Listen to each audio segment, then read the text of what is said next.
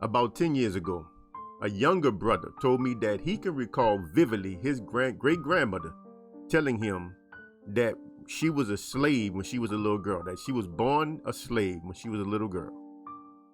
Now, I thought that was odd because this dude here is about 10 years younger than I am. And this conversation took place about 10 years ago, which would have made him about 35 years old at that time. So I did some quick math, right? I'm thinking about this, right? And you know, my mind is starting to calculate. So I said, let's take 30 more years off, right? Let's put him at 5 years old. That will be around, 1985. Slavery ended in Texas, where he's from, in 1865. So in order for his grandmother to have remembered being a slave, right? Because she said that she told him about the experiences. She didn't just tell him that this was what she was told. She was too young to remember. He said that she told him what it was like. She told him about the experiences and everything. This is what he said. So let's assume that for this to have taken place, his grandmother would have had to have been about 10 years old to have some experiences that she could remember, right? When slavery ended. So that would put her back at 1855. And he would have to be at least 5 years old at the minimum to remember these conversations at 1985. 1855 to 1985, that's 130 years, people. The point is he lied. What? He lied just so he can justify being a slave. Now, why would he tell such a lie? Why would he lie on his great-grandmother? Why would he lie on his own lineage? And again, he never mentioned the other side of his family. He just mentioned that side, right? I mean, some of these people act like we are only born from one, like we come from single-cell creatures or something that can mate themselves or something, you know what I'm saying? We have more than one side of the family, you know what I'm saying? But he never talked about the other side. He talked about one side. But anyway, let's explore, why would he tell me that? This was a conversation on a boxing channel.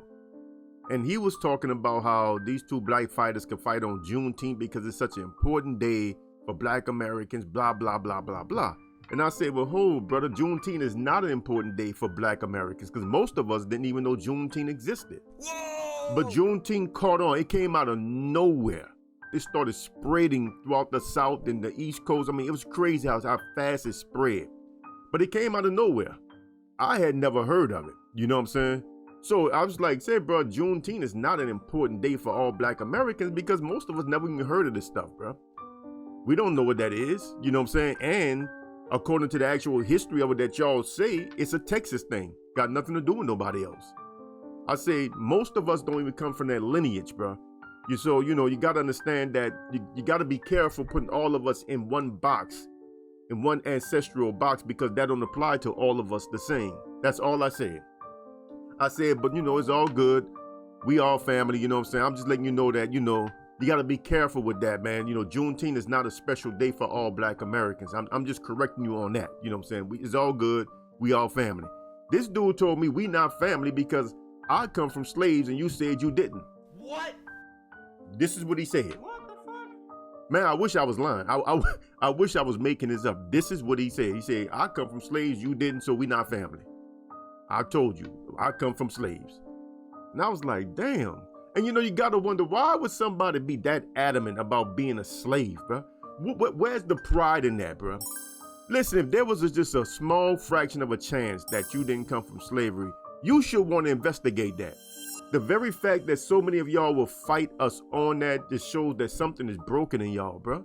And this is the problem I have with the FBA.